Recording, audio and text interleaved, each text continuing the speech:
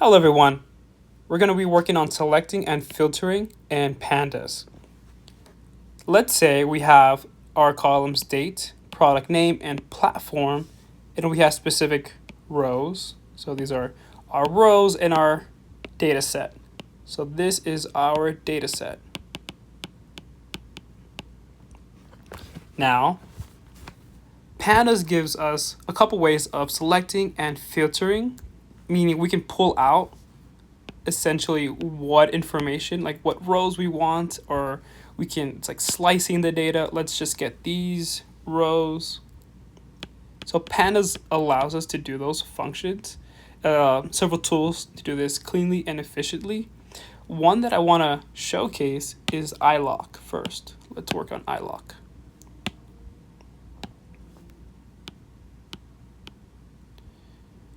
Or not iLock, sorry, lock. Now, lock is for label-based selection, so it's label-based.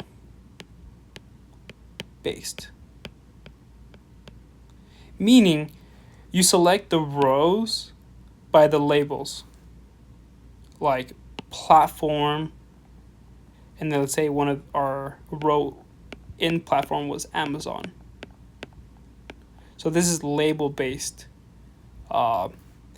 True, it will return the information if it's true. Okay, it might be a little bit confusing. So let's just give an example. So my data frame is called df dot lock.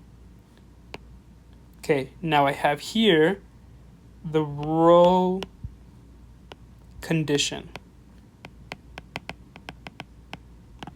And then we can also pass in a column list. So let's first see what I would do in syntax. So df.lock, and let's say you want to get platform from this column, the value's Amazon. So I would do df, so this is how you do row selection, df, the platform is the column name. So that's the data frame, and we're selecting this column, and the row condition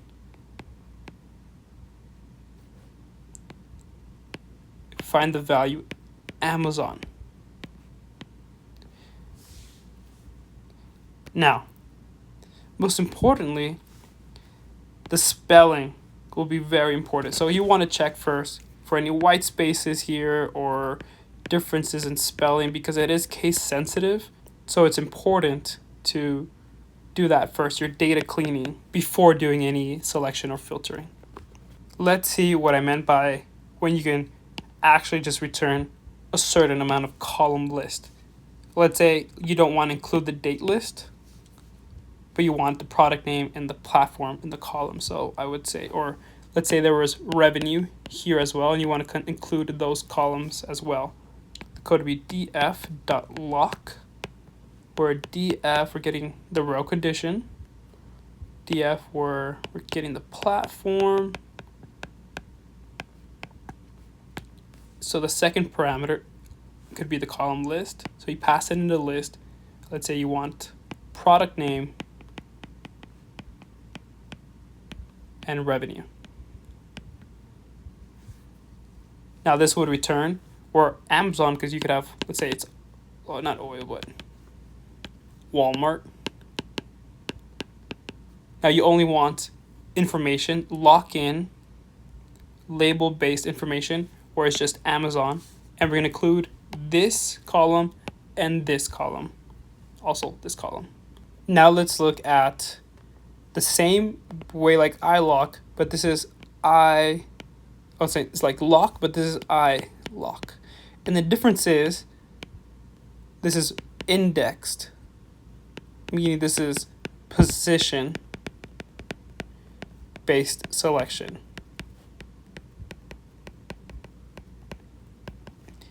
You can use integers for rows and columns. So it's like number, not by name. An example of this in code would be df, your name of your data frame, ilock, so the index. I want in the rows calls. In Python, let's say you want the 0, starting from 0 up to not including the 5th. So because we're in serial index, so it's 1, 2, 3, 4, 5. Because starting from 0, so actually, let me do that again. It would be from 0, 1, 2, 3, 4, but you see these are at the count is 5. So it would be the first 5 rows. Same thing you can do for columns. You say you want the first 3 columns. Okay, you start from index 0 and you go up to 3. Right? It would be 0, 1, 2, but you see the count is 1, 2, 3. Now another really great, that I believe is a really great way of selecting and filtering. Now this is the query, the SQL command language, where we're selecting these columns from this data set and this condition, price is greater than 50 and category is equal to vitamin. Now in Pandas Python, we can actually use the dot query. So it lets you filter, I spelled that wrong, filter rows as an SQL string expressions, which is honestly just amazing. Instead of writing all this out, you could just do same thing, df.query in a string expression, like in English. Price is greater than 50 and category is equal to vitamin. I mean, I would prefer this over the SQL command. I mean, depending on if you bring it in from a Pandas data frame, but this is amazing that it does it in string syntax.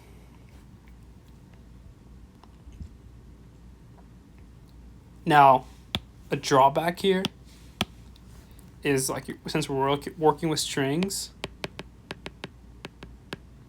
is case sensitive. So ensure that it is correctly spelled, and anything you're not in your data set, it's not incorrectly spelled. So that is important. Another amazing tool to use for selecting or filtering is the dot is in. df dot is in, but yes. Now, this is amazing when you want to check whether value is in, this is the is in a column or the belonging to this list. Now let's say we have here our column.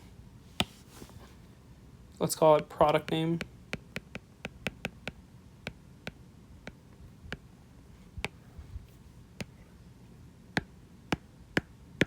And we have here Amazon. I don't know why I keep using Amazon. Hopefully they give me a job one day. Now, I want to check, well, is Amazon in product name? Is this value in product name? Now, Pandas does this amazingly, where we're allowed to just write df dot is. Oh, wait, I need to reference df product name dot is in, pass it in Amazon. And you can actually pass it in more values. It could be like this list of just, is Amazon a value? Is Walmart a value? Now all of this is actually a list for DF.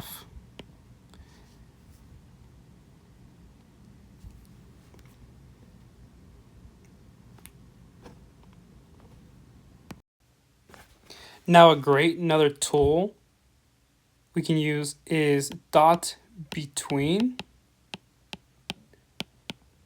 Now why use the dot between? Let's say we have our revenue column, and then if we plot it, we can see like a nice distribution, or it's right-tailed or left-tailed, but there's a nice distribution. And I want everything from here to here, right? I want all the revenue between these two. See, the dot between. So I want it from this between. And this is our revenue from $0, so I don't know, for like $5,000. I want to get everything in between. Okay, so how would I think about it logically? That's what I like about Pandas. It's not that much hard code to understand the logic. If you understand the logic, it's all right. So if I say, let's get from DF, this revenue column, dot between. So what are the parameters I can pass it in? Let's say I want it from 0.1, I'm just making up numbers, to like 0.3. That's bad range, but I'm just making up numbers. Then I can pass it in here. It would be 0.10, 0.30. So it would be in between. So these are the values. And by default, it is inclusive. So it would include these values as well. And I would return a slice of this data that's in between these values. So that's an amazing thing about the dot between. Now I do want to talk about some edge cases to keep in mind when using these. Let's say in your code you're doing DF. Let's say this is my condition, and this is the column 1. You might get some warnings about copying when you do this. So I would just say you use a dot lock, where you just pass in, honestly, just the condition. And this would be way better than just typing that out. You do df.lock, you want the condition. It should be df, or like platform equals of a value.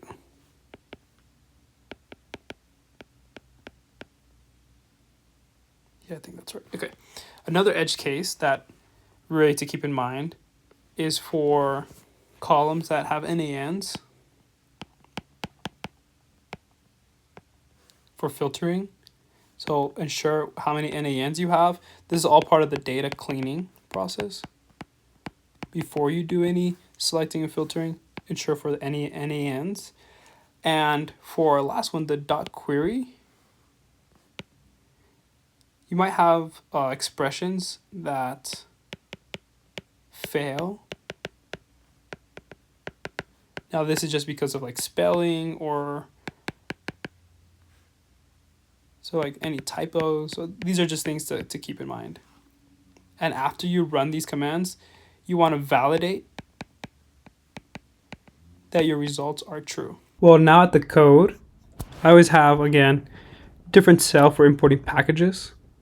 Now using the lock, we have df.lock, we have the platform column, and we want to make sure, okay, is it to Amazon?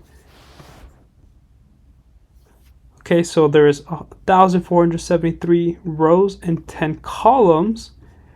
Now let's say, okay, I want the first 5 columns, or the first 5 rows, and the first 3 columns. And let's just look at this real quick.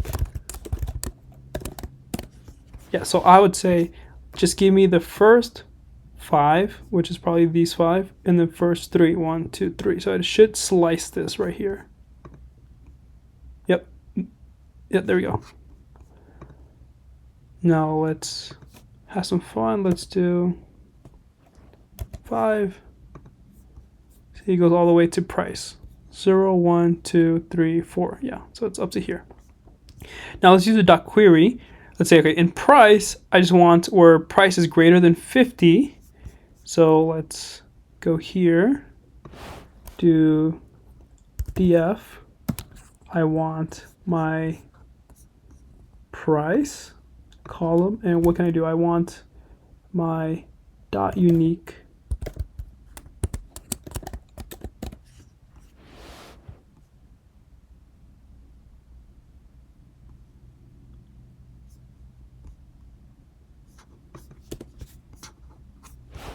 df dot price dot value counts.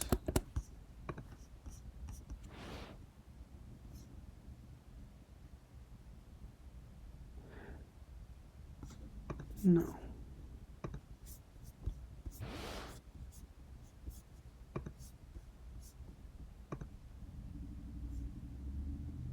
As you see here, we have a df query where price is greater than 50 and category is equal to vitamin. And for vitamin, we want to make sure that df category dot value counts, that there's no misspelling, because then we would have had different types of vitamin here. Now is in, want to check for this location. We just want the UK and USA to check, okay, does this exist? And yes, we do have that. Now let's look at df discount.